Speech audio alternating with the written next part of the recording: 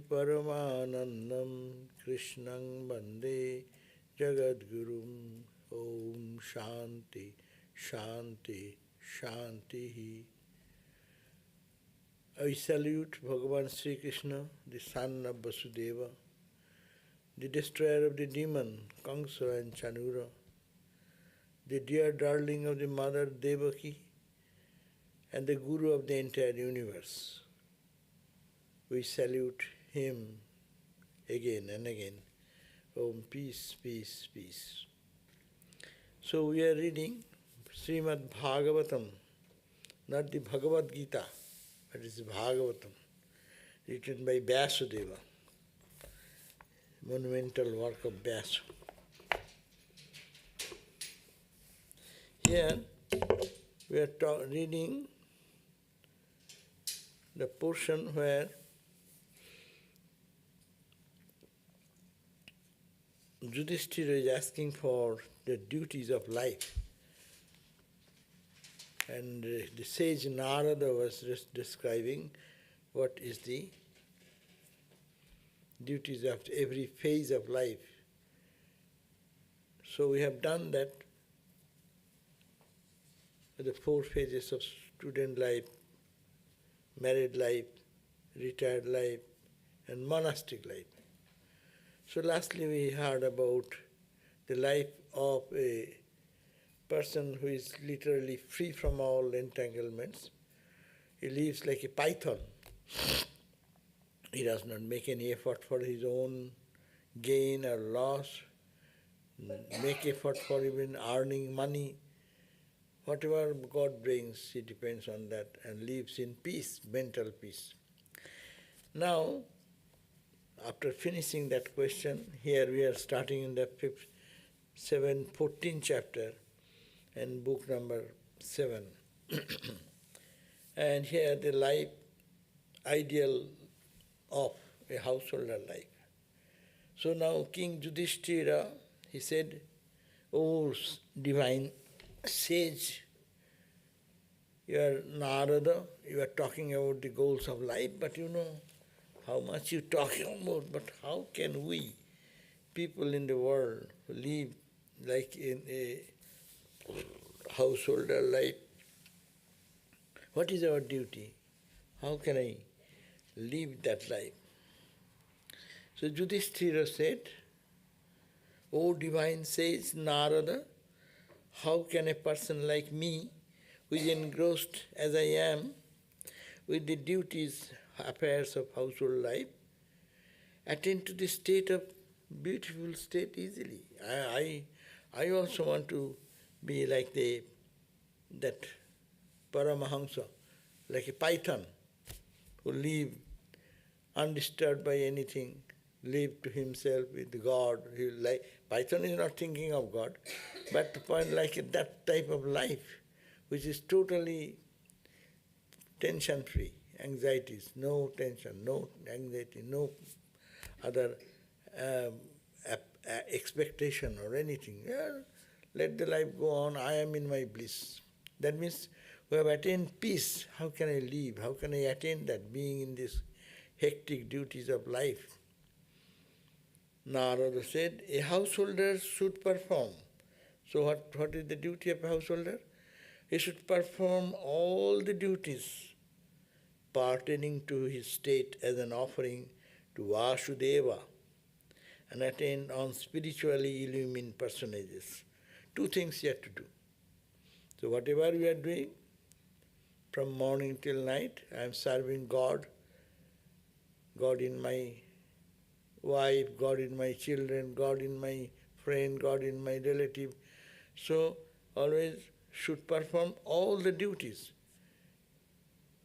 not escaping from life's duties, fundamental point, and thinking that whatever I am doing, it is just offering to God.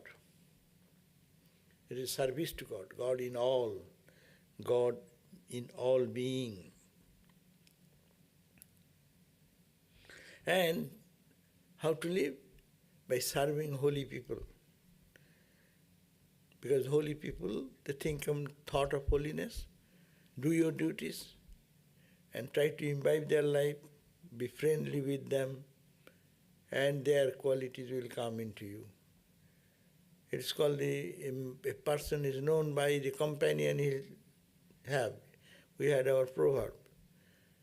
So that because their mind is pure, and if you feel inclined to go and meet and mix and be with them, their influence, their impact, their way of thinking, their way of living, their way of surrender, their way of remembering God internally. So all these noble characters will come spontaneously. Those Ramakrishna said, sadhu sangha. In the Gospel of Ramakrishna, he mentioned holy company, sadhu sangha. Sadhu sangha does not mean going to any holy, in a man of external show of renunciation only. But he is established in some inner peace and joy to go to that type of person. So that's why it says that attain spiritually illumined. That's why it clearly says spiritually illumined person. Go to that type of people who are really got some inner experience, inner peace, inner contentment. They are not running for money, wealth, and lust, greed, all these other infatuations of life. After attaining to his duties in this world, a householder should do whatever duty he is assigned in his life. So after performing those, attending to those duties in this world, he should spend the rest of his time in the company of men who have attained peace and engage himself in hearing the excellences of the divine incarnation with full faith in the teachings. So he should go to a holy man, and what he will do? He will follow their life's principle and try to learn from them the stories of God, their experiences, and also about God, Lord, in the theoretical and practical aspect. Theoretical aspect is God, philosophy, and practical aspect, God becomes avatar, incarnation, Christ, Buddhas, Ramas, Krishnas. So you go and listen and question about God's incarnations. That means how God, Lord came down and how they lived, what is their message. So we do that here in Ramakrishna. We talk about Krishna, we talk about Christ. So try to attend to that, not going and talking to a holy man about mundane worldly talks. You can go to a holy man and talk all the times about what is the stock market and what is this and that. That also you can spend. But that is not a holy man. You should not go to that. The whole world is there, you can do it much better. But here is the question you should have to understand, that going to a holy man, asking about spiritual questions, asking about how the avatar Lord God, divine play they did, how they are born, how their childhood went on in spiritual ecstasy, how they lived the life, and how, like a Krishna is born, how he was born in difficulties, but he is always cheerful, how he did his divine sports and killed the demons and others and all the obstacles and removed the troubles of other people, how he is always calm and peace and serene.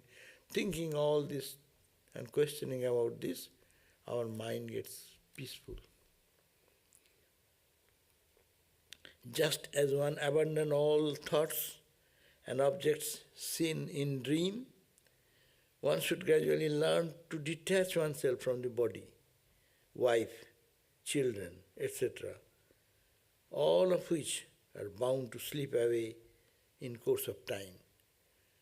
So then the householder person who is there, he should have to learn to detach in life.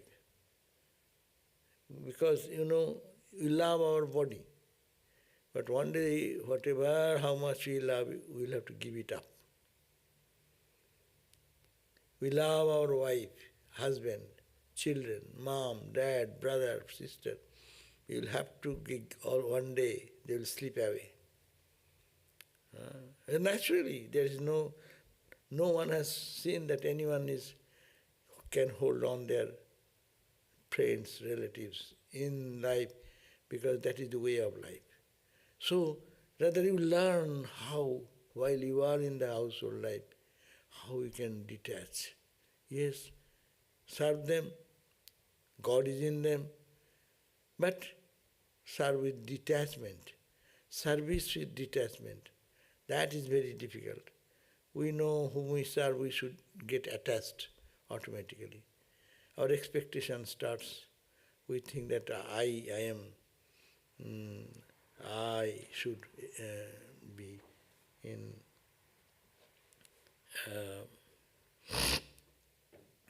So detachment is important, because attachment brings all suffering. Therefore, the detachment is necessary. So the practice of detachment, as regards in Bhagavad Gita, also the same message. That putradaru grihadishu, or the detachment on anasakti, no asakti, no attachment. No attachment to the house, house means wealth, prosperity, wealth, material objects, because they will one day go away. Better to think it is Lord's property. I am the custodian. Enjoy everything, but think that it is not yours. If you have the mind mentally prepared that it is not for you, it is not yours, then you will not suffer. Because you know it is your thing, it is not mine. You have given me, you have taken away.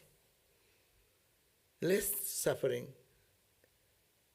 less anxieties, worries to preserve and maintain them. So, just as one abundance all thoughts and objects seen in the dream, we have seen many things, many thoughts came in our dream, it came and go away. Similarly, one should gradually learn. It does not come in one day. One should gradually learn to detach oneself from the body and all things connected with our body. First I, and then my. So I, my home. I, my bank balance. I, my car. I, my this. All this association then becomes identification with the children, etc. All of which are bound to slip away from in our life, in time. Something will go earlier, something go less, And at the point of death, forceful. There is no option. When death approaches to someone, when he die, I cannot say, hey, wait, let me take 10 pounds from here in my pocket. There is no pocket to take, and my bank balance will remain in the bank, or to your relatives, or to, if not, then to state. So everything, the house I created with so much labor, hard-earned money, but it will remain. This body itself will remain here. So they think in this way, it is happening, so let me try to detach and live in the world. It is not mine, it is God's, God.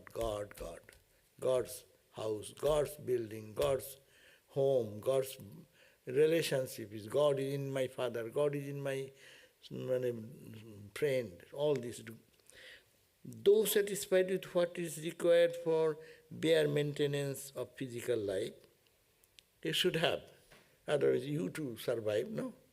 But you have to keep your own money, wealth, home, house, a little bit. But bare maintenance. But people go on. Why bare maintenance? How much you need? People have a small building, a small house. I want a big house. Good. What is the net result? I want a good house, big house. Big house, big mortgage, big payment, big payment, big job. Big job, one job does not work, two jobs, morning, evening, this and that and that. End result, I have no time, I cannot sleep, anxieties, this, that. How much you need? We need food. How much you need food? We need a bed. How big bed you need? Shall you need a bed of this entire temple size? Because you need a bed. But you need what? 8 feet by some, maybe 7, 8 feet by a queen bed or this, how much you need. But you need only that much.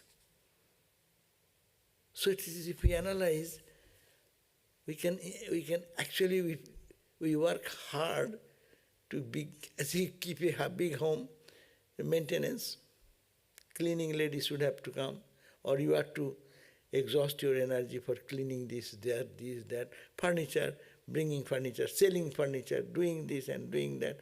Continuous life struggle and energy goes away in this way.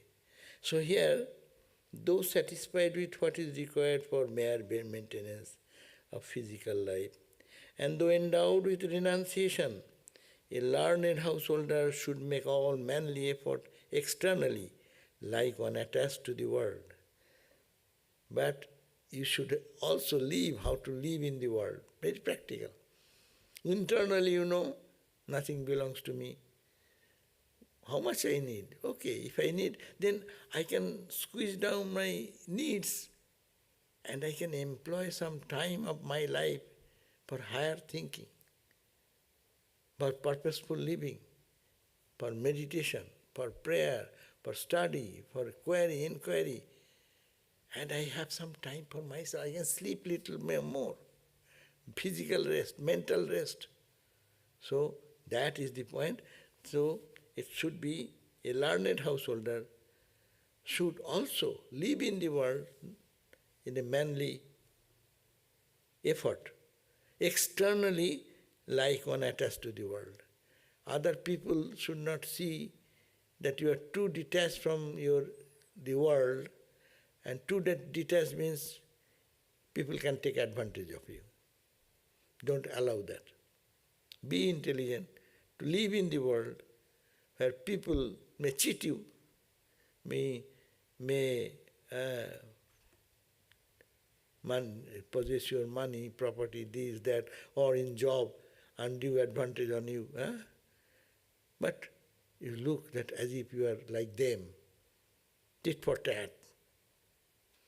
If you come to harm, I will also do something.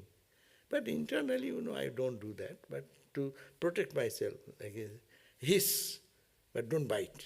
Ramakrishna gave the example that you can hiss. If someone tries to come to trouble you, hey! And then if you want to, don't like, and he's doing too much, I'll call police. Okay. You need to do, they are not doing anything, but at least deter their bad impact on your life and to leave you peacefully. So outside, as if you are ordinary attached life, but internally, that's the householder life. Monastic life should be internally and externally both. So it matters little, nothing belongs to me, I am here, so you can take higher values. Externally also, people also know, oh, he is a monk. Because of this cloth, they think, oh, he is a monk. And that, at least there is some sort of little protection. But in the household life, when you are really honest and sincere, and you are too simple, and you are very vulnerable to anyone, so that is, don't do that, because people will take advantage, and be careful. So it's externally, you say, I did job, I need my raise, I work hard. So I did this research, I did that. So naturally you will have to be in the outside world in a way other people are behaving, but internally everything belongs to God. and I am only a doer. And let me an instrument. My duties, let me do my duty. Entire Gita's teaching is given in these few verses, nutshell. Do your duties, don't expect anything, give it to God. Whatever comes, you need to live some way, but how much you need? Calculate.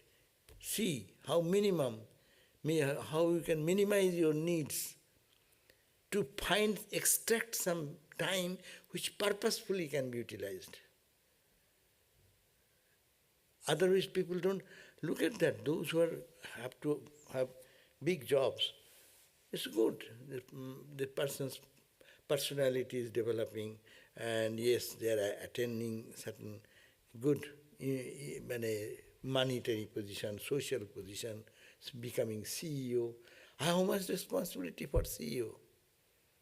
So how much sleepless night one will have to send any problem comes, no?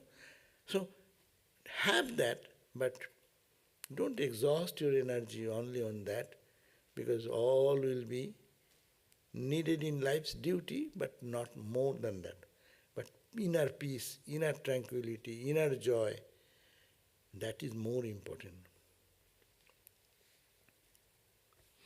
One should give assent to the advice and suggestions of parents, sons, brothers, friends and relatives without any personal attachment for the matters concerned. Always conflict comes. I say one thing and you say another thing, and my saying will be the last say. As a householder, good householder life, you will see, take everyone's opinion, solving a problem, and then what is the best, take that path. So, it is not fascinated with my thinking only, my way is the highway. And that should not be the way of a householder life, to live a householder life peacefully and to develop spirituality. So these are the few verses. And what will be the other attitudes towards wealth and other things? This come. 7th verse on page 280. One should consider all the wealth one gets to be the gift of the Lord God. Be it grains produced by cultivation with the help of rains that come from the skies, or be it got as a treasure trove from the earth, or be it what chance has brought. So one should consider in household life, in every life, particularly he is talking about household life, one should consider the wealth one gets, money, wealth, prosperity. They're gift from God. Thank God. It is your gift. So, and it may be, in early days people used to have agricultural activity more, agricultural land, and particularly India was full of agriculture, and that country was not before industrial revolution and its impact. It was all born in agricultural life, was growing fruits and grains and paddies, and this is, most of the whole world was like that. So, if the grains produced, thank God. But you have taken the help of rain, God has given, like that. How the honest, simple faith. Or be it a treasure trove you dug under the ground and got a ornament, or some gold, you got some gold and ornament. Now, in this country, we say we got oil. You dig underground your home, you have 10 acres of land, and you get oil. No? So your treasure trove, suddenly you got it. It was not yours, but you got it. Or be what is chance brings, or whatever you are doing, and in life brings certain good things. Some wealth comes that way. And suddenly your investment brought a good result. It happens. In old investments, some people are getting good returns. So anyway it comes. But one devotee should, or householder should think that these are all gifts given by God. And people don't think that way. People think, oh, I earned it. I got it from my parents. It's my ancestral home. My ancestral, never thinking it is a gift coming from God through some media. Through the rain, you get a good crop, or you get suddenly some help from somewhere, or sudden you get a lottery, you become millionaire, okay? Or you got a big amount of oil under your plot of land, you got it somewhere, it was lying barren like that, but suddenly explode and found some earthly treasure. But all are coming from as a gift of God. Enjoying wealth with this attitude of mind, one should discharge all his duties. So if this is the attitude inside, then you do your duties, whatever comes in your life, and serve everyone, do everyone, think that it is I am only doing the duties, but it belongs to Lord's gift. An embodied being is entitled to possess what he is required as food to fill his stomach. One who claims more than that is a thief and deserves punishment. This is a beautiful verse of Bhagavatam. It is said, because you get a good supply from some other source, and you can be the only enjoyer of this entire property or entire food. It is said that this very verse is oft quoted, Javad vriyate jatarang, as much you maintain your stomach full, tavat sattang hideya, that much is good for you. And odikang jo abhimannate, you don't need, but you are more unnecessarily. Then so steno, then you are a thief. You are stealing from the need of others. It should go to others. Your need is fulfilled. It should go to the animals, dogs, cats, dogs, human being, underprivileged people. You have, one person has 100 sets of shirts, no? It's a cultural background. I went to different house, one person died. We found that he has about more than 100 pairs of shoes. 100 pairs of shoes. They have ordered. Never the order was not opened even. Hanging shirts. About 200 sets of hanging shirts. Achha, how will you use 200 pair of shoes, shirts? How much? I am tired with 2-3 sets. To take care of, this is again you wash, again you clean, again, and yeah, rotate that, but so many sets of things, it's a burden. Who will take care? And actually, that house, some of our devotee was given the trustee. Oh my God, he was so overwhelmed with the work, every time going and whom to give away, how to give away, again to wash and clean and make it orderly, to donate to someone. What is the need? What for? That you have stolen. It is just, you think your money you are spending. Your money is not for that. Your money, how much you need, minimum, ideal householder should use, and rest will be for the good cause. Not that you have to exhaust your bank balance, that's not the point, but it is to be understood, it is for the service of others. As you need, you think of others, who needs. If you don't do, you are thief. You may say, no, it is my bank balance. No, your bank balance is not. There's the Eastern idea of detachment and service idea, a grand idea. I am a rich man, I have so much money. Yeah, okay, but it is not your money. You got it. You inherited maybe from your parents or something. You didn't do anything. Another person is born, he is not getting food. So it is your responsibility. So it is called And it's a very strong word. Normally, this Sanskrit is very soft language.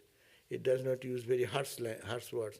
But here it says, steno dandamarhati. You are subject to punishment. As you steal something and the police catches them, then it danda means punishment. They put into the jail for such punishment or something. So you should be punished like that because you are over your needs, you are just hoarding things, and at the cost you are not thinking of others who need. That means because God is there also. You are enjoying yourself. They have the right to, because they are born in certain condition. So you should not take advantage of that. So this is the great philosophy of living in the household. An embodied being is entitled to possess what is required as food to fill his stomach. Okay, that much is good. It is too austere though.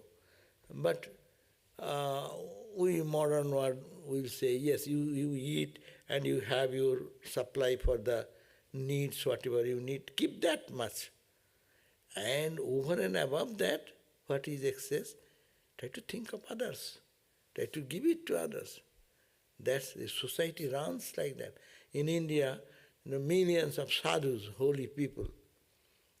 Even today, millions of sadhus are there. Who is maintaining them? Like the birds in the sky in Los Angeles. Say, how many birds are there? Who is feeding them? Am I going to feed them? But are not they fed by nature? Similarly, it is equal property for all to share. You cannot say, I planted this tree and no squirrel will come to eat the fruits.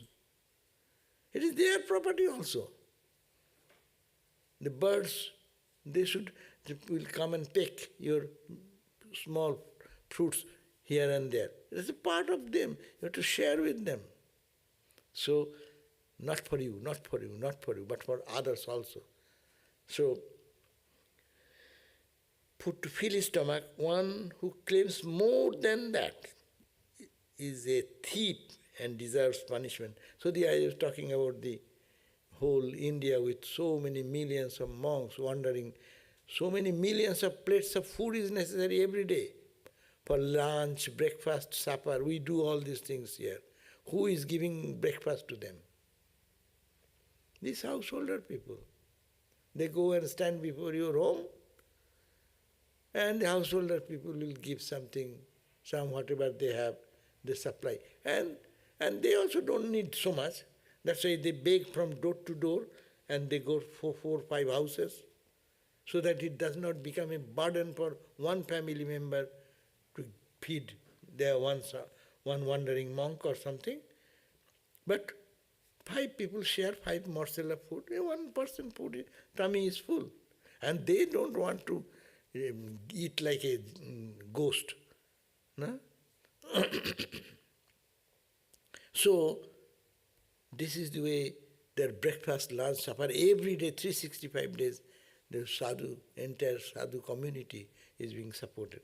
So many poor people, no, live on that. So this attitude should be there if you are being ideal householder.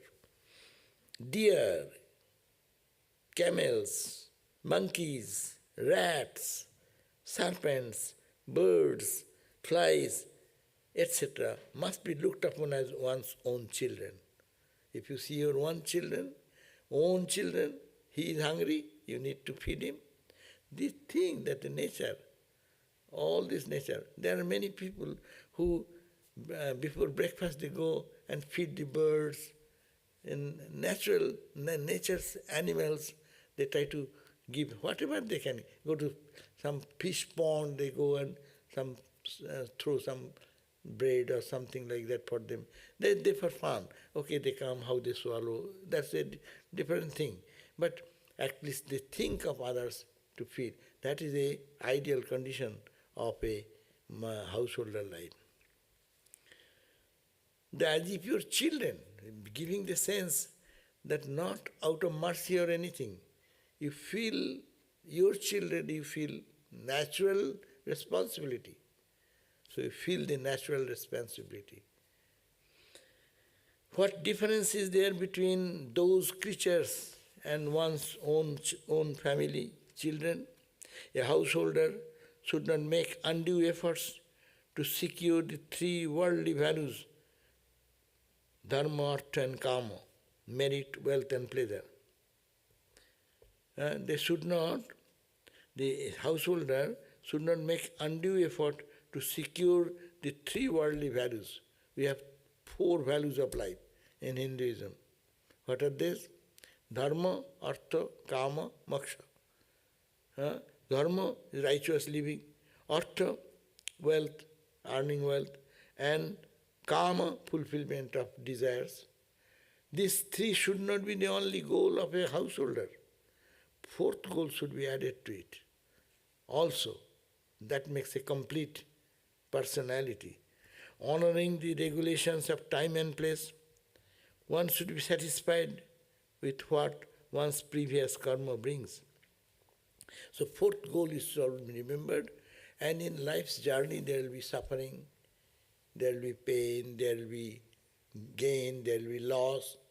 So how to handle that? One should be satisfied with what one's previous karma brings. That means he will think that I am trying my best, but still I could not get a good job, or still I could not find a better solution of my problems. Okay, take it peacefully. Do your attempt, but make it peacefully, thinking that that's the will of God, or that's my karma. Karma theory is a good resource to give this idea that whatever happens, it is happening because of my karma, coming back to me, because I did something. I don't remember it now. Now I'm a good guy, but I sometimes did something wrong. So that karma is coming back. Karma theory is another way householders should think. Therefore, I should do such karma that will bring good results. Bad karma will bring, I put my finger into the fire, finger will burn, and if I put into the ice, it will be feeling cold. So it's my karma giving the effect of heat and cold. So whatever coming in my life, it is my karma. I have been put those seeds, and that's now fructified in my effect in my life. So think in that. What does it make? It makes you little free. It makes it little powerful. Okay, I need not have to cry. I have done something.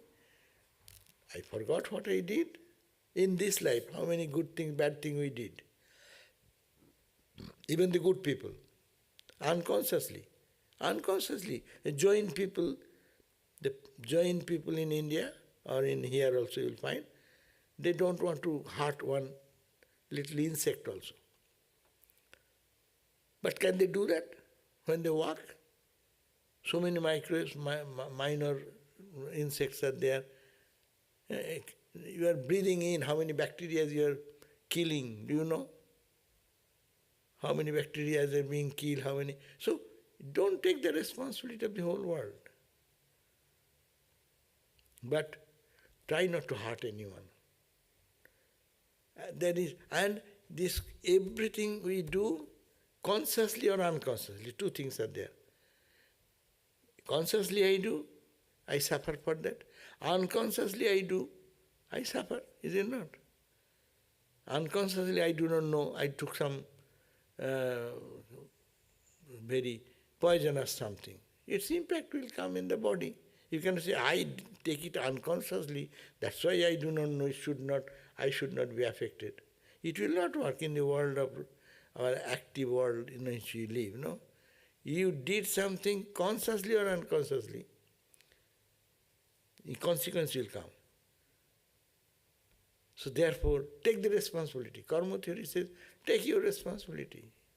You did something, it is happening now. Do something now so that you can overcome it. Karma theory is not for taking one to frustration and helplessness. But karma theory is a powerful theory which gives us this direction. Yes, you are here because of your karma, you can change your karma. It is you. You take a resolution, good resolution. So for the sake of, so all the objects of enjoyment one possesses now. Now all the objects of enjoyment one possesses should be divided among animals, dogs, vagabonds. Vagabonds means homeless people, and outcasts, low caste people who have no resources. So your money should go to the animal world, to the human world, helpless people and others. One should not have a sense of possession, even with regard to one's wedded wife, who is generally guarded very jealously by men. People, it's an old story, they protect your family, you don't care for others, no? There comes, your family becomes first and others become secondary. No, you should treat everyone as your family. That's why there is a beautiful verse, Vasudha eva kutumbakam. The whole earth is your own family. Try to think your whole family, world. You are not you, only your blood-related family. But your world, whole world is your family. So you should feel for that equally.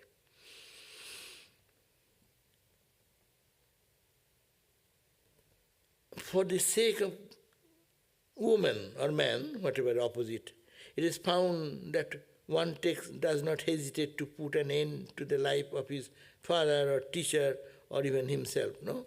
For purpose, when such selfish purpose, people don't take care of their parents or take care of their brothers or sisters, but they take care for their own personal agenda.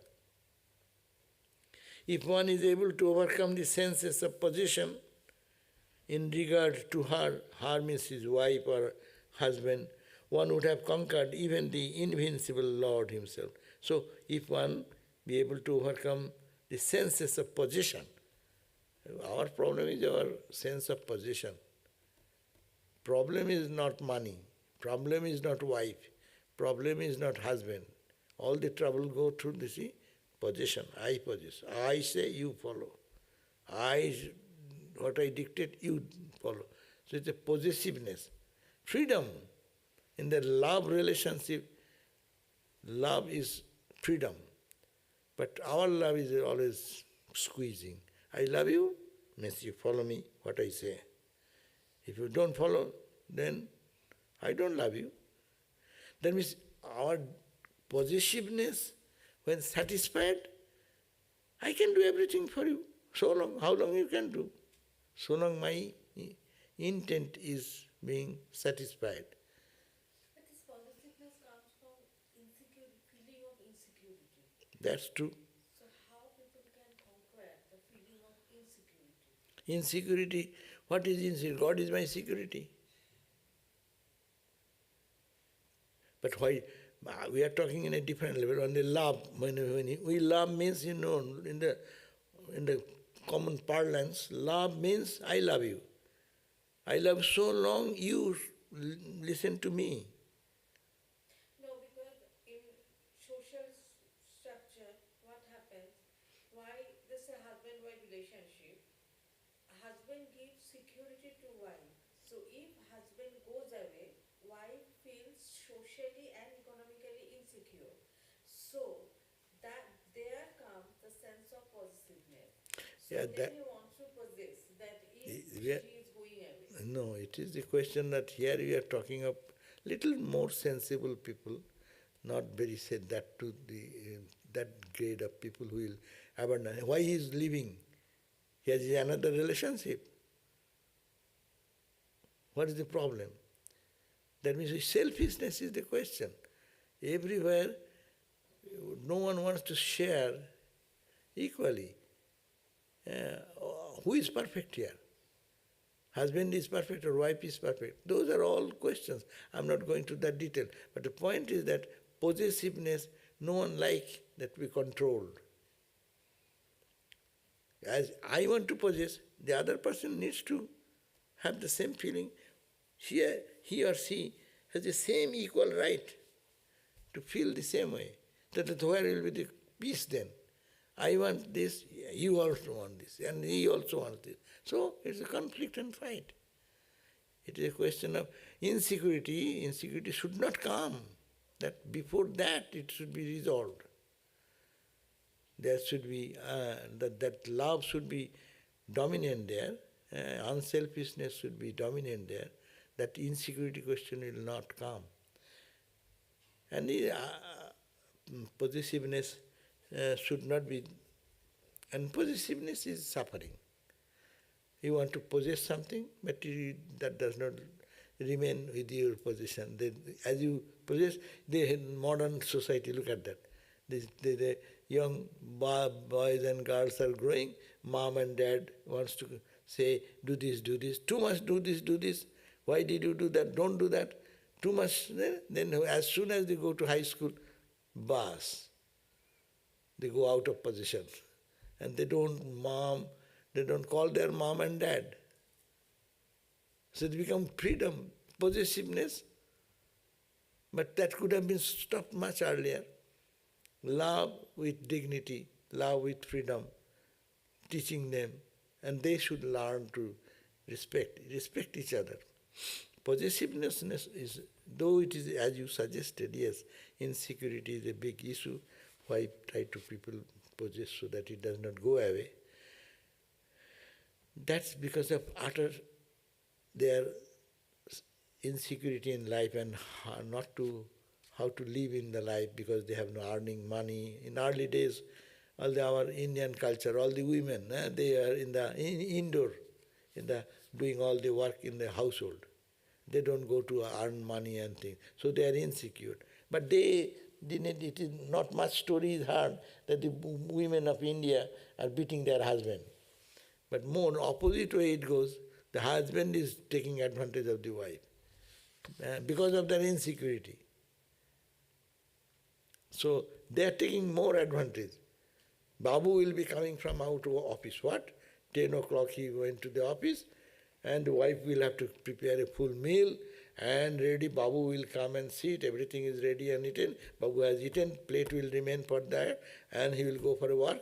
And then Babu will come immediately, tea is necessary, snacks are necessary, Babu's table will be done, Babu has come whole day work, and then again supper in time, little day, still ready, and thinking, you don't do anything, I go whole day outside.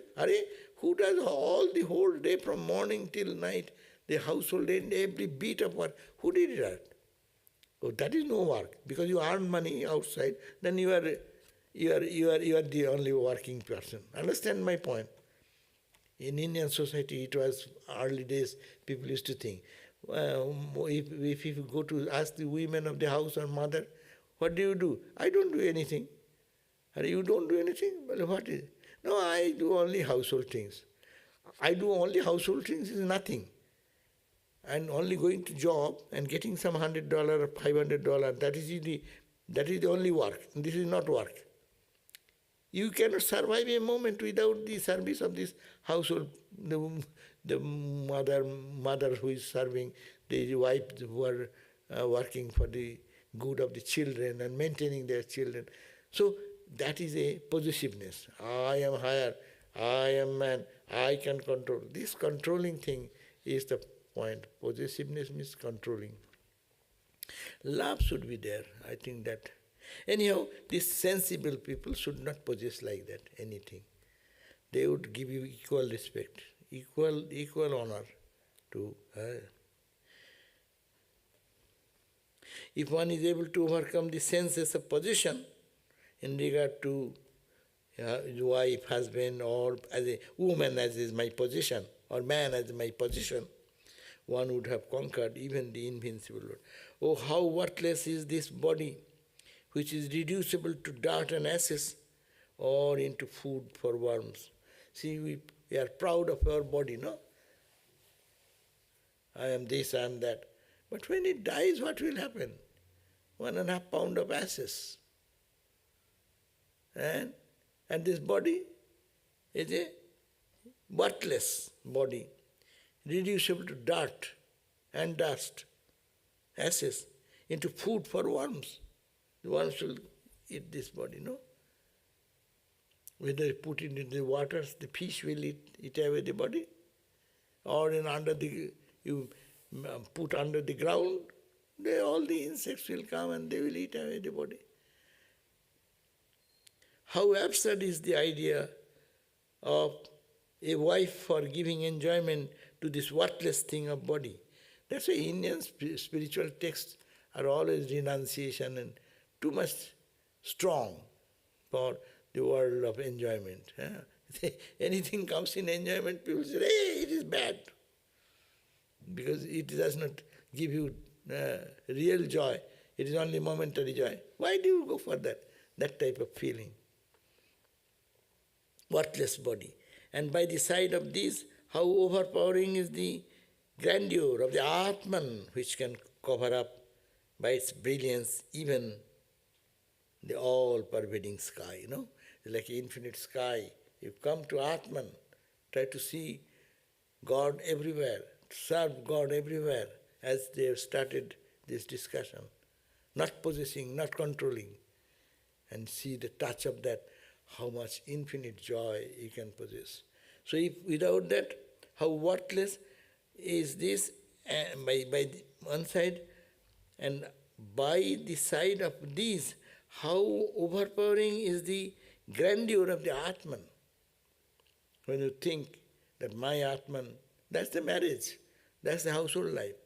Wife and husband, in Indian philosophy, they say that Atman which is in me, the same Atman is in you. There is a connection, union with the Atman with the Atman. To do the research in life, to find the real attraction for each other is God. To find God, that's the end of life.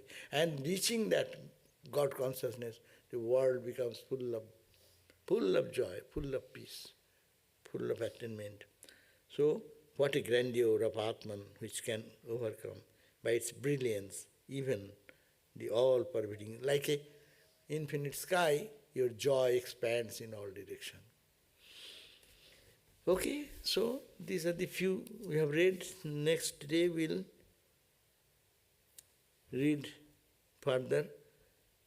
In those days, people used to do, we have responsibility for Pancha Maha Jagna, 5 sacrifices. Every human personality is responsible to do some 5 jagnas. Devarin, we are here because of the gods and goddesses and their blessings. Pitririn, our forefathers are there behind me. That's why I am here. I should do something for them. Something for the rishis, the sages and saints who have written this text to awaken our understanding, so that we should be grateful to them. And the animal world around, who sustains the nature, for whom we are here, we should support them. Pancha, these are the 5 jagnas, means the sacrificial activity. We have to sacrifice our time, our energy, our love, our respect in 5 areas. For the gods and goddesses, Devaran, Pitrin, for the ancestors, to be respectful for them, to pray for their grace and blessings, so that our life becomes smooth. That is this Devarin, Rishirin. Rishi, the sages, who Upanishads and all the cream experiences of the sages gave us the wisdom that Atman, that is the goal, and we are all running towards that goal. We should find quickly that touch of that divine. So this is the Rishirin, Atman, Devarin, and Pitririn, and Nri, other human society, just is read for the poor people, for the homeless people, those who are unfed. You should think of them. Don't eat for yourself. You are stealing. You are a thief. You should be punished. That is the language of the Bhagavat. And the animal world like that. We'll read them next time. We end here now. It is the verse number 13 We read 1 to 13. 7, 1, 7 dot, no sorry, 7.14 dot 13. 7, 14, 13. Om Shanti, Shanti, Shanti, Harihi Om Tat Sat, Sri Ramakrishna Arpanamastu. So we'll have our next class in the evening, 7:30, after evening prayer and meditation. I will read the Seta Setara Upanishad. Thank you all.